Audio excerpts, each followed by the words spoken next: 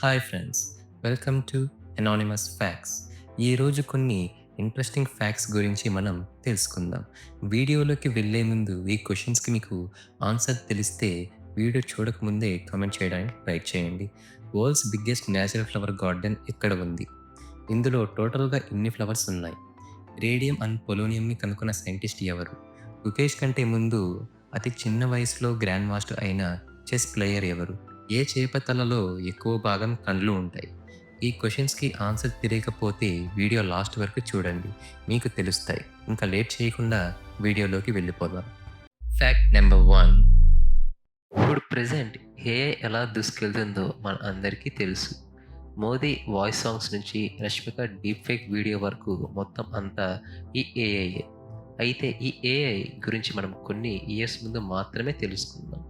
అయితే Tom and Jerry show ఈ ఏఐని ముందే ప్రెడిక్ట్ చేసింది. టామ్ అండ్ జెర్రీ ఈ షో ఇప్పటి పిల్లలకి తెలియకపోవచ్చు, కానీ 90s 2000 కిడ్స్ ఈ షోని చూసి పెరిగి ఉంటారు. టామ్ అండ్ జెర్రీ 70వ ఎపిసోడ్లో టామ్ ఇంటి ఓనర్ ఇంటిని చూసుకోవడానికి ఒక కొత్త రోబోటిక్ క్యాట్ని తీసుకువస్తాడు. ఈ రోబోట్ క్యాట్ టామ్ కంటే చాలా ఫాస్ట్గా ఇచ్చిన పనులను పూర్తి చేసేసేది.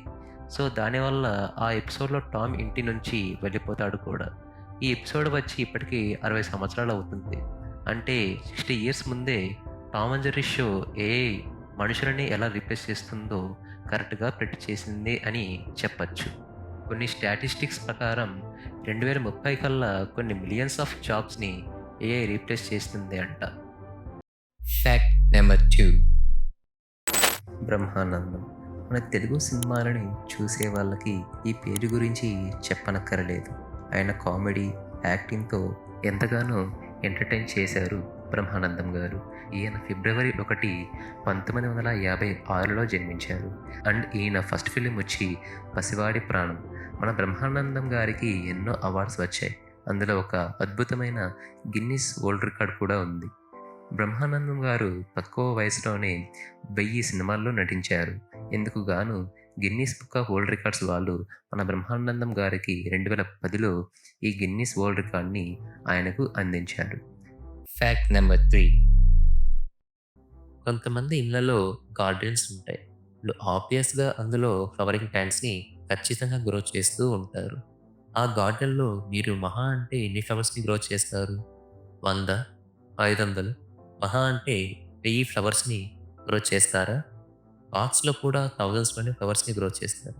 అయితే దుబాయ్లో ఒక గార్డెన్ ఉంది. ఇందులో ఒకటి కాదు, రెండు కాదు, దాదాపుగా 50 మిలియన్ల ఫ్లవర్స్ ఉన్నాయి.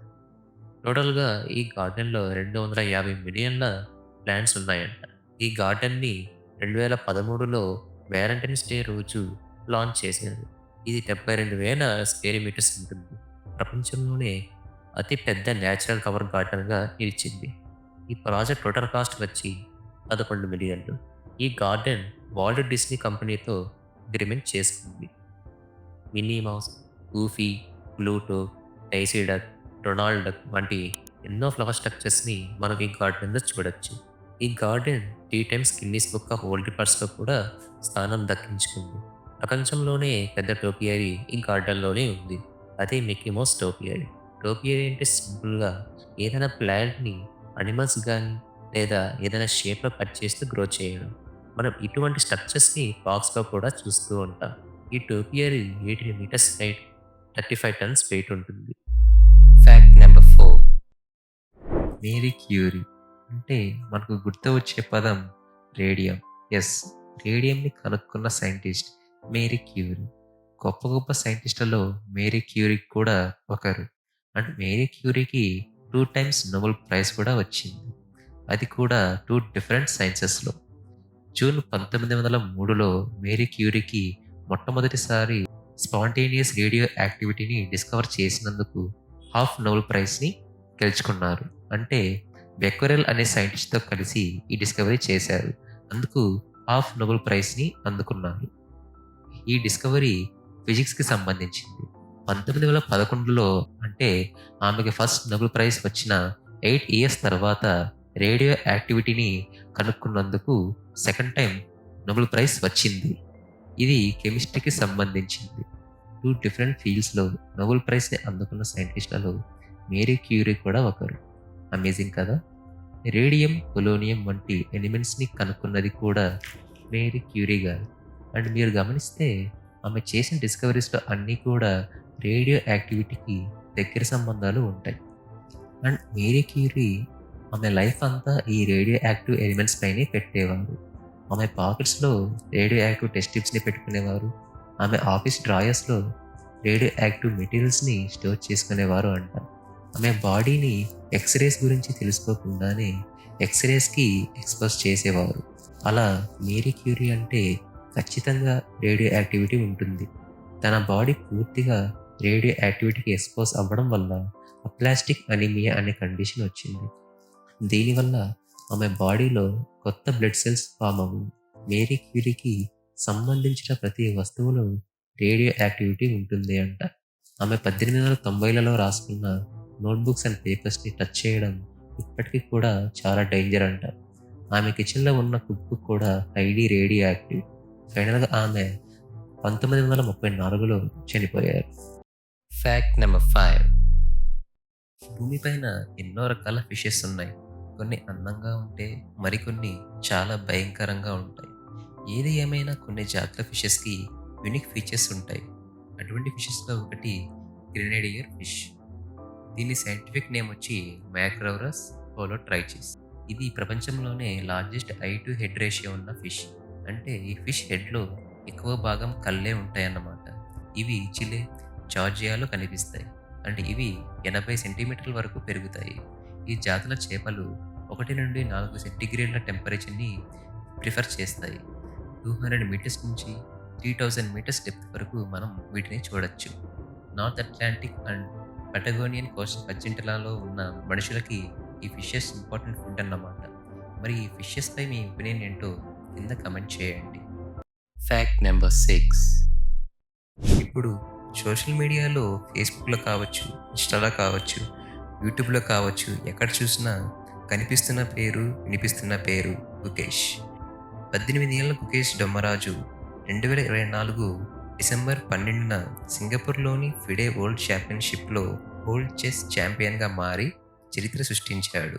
అతను చైనాకు చెందిన డింగ్ లెరెన్ను 14వ రౌండ్లో ఓడించాడు.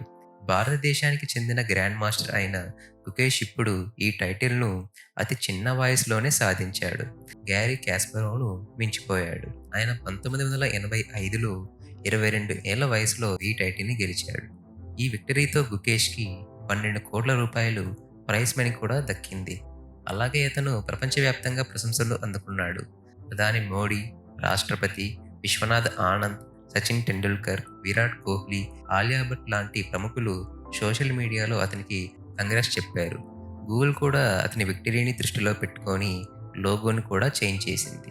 ముఖేష్ గేమ్ ఆడుతున్నప్పుడు టోర్నమెంట్ హాల్లో ఎంతో యాంగ్జియస్గా ముఖేష్ నాన్న ఎదురు చూస్తూ ఉన్నారు. ఎమోషనల్ కూడా అయ్యారు. ఒకసారి గుకేష్ అయ్యి ఎలా వణుకుతుందో మీరు చూడొచ్చు. తన అబ్బాయి విక్టరీ గురించి తెలుసుకొని చాలా హ్యాపీగా ఫీల్ అయ్యారు. గుకేష్ విక్టరీ సోషల్ మీడియాలో వైరల్ అవ్వడమే కాదు, ప్రతి ఒక్క ఇండియన్ ఫ్యాన్ అతన్ని అభినందించారు.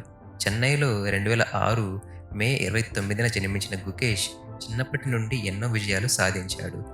12 సంవత్సరాల వయసులోనే అతను అతి చిన్న గ్రాండ్ మాస్టర్ అయ్యాడు. తన వండర్ఫుల్ జర్నీ అతని పేరెంట్స్ యొక్క సహకారంతో సాధ్యమైంది. ముఖ్యంగా అతని నాన్నగారు తన ఉద్యోగాన్ని కూడా వదిలి కలిసి టోర్నమెంట్లకు వెళ్ళేవాళ్ళు. ఈ మ్యాచ్పై కాంట్రవర్సీస్ కూడా రైజ్ అయ్యాయి. రష్యన్ చెస్ అఫీషియల్స్ డింగ్ యొక్క ప్రదర్శనను ప్రశ్నించారు. ఏది ఏమైనా కానీ గుకేష్ విజయంతో భారత్ గర్వపడింది. చెన్నైకి తిరిగి వచ్చిన తర్వాత గుకేష్ను గ్రాండ్గా ఫ్లవర్స్తో వెల్కమ్ చెప్పారు. కొన్ని వేల మంది అతన్ని ప్రశంసించారు. ఈ విజయం గుకేష్ మరియు భారతీయ చెస్కు ఒక చారిత్రాత్మక ఘట్టాన్ని సృష్టించింది. మన దేశాన్ని గర్వపడేలా చేశాడని ఆయనను అభినందించక తప్పదు. వీడియో చివరి వరకు చూశారు అంటే వీడియో నచ్చింది అని నేను అనుకుంటున్నాను. ఈ వీడియో ఎలా ఉందో లైక్స్ అండ్ కమెంట్స్ ద్వారా నాకు తెలియచేయండి. Meet you in next video. Bye.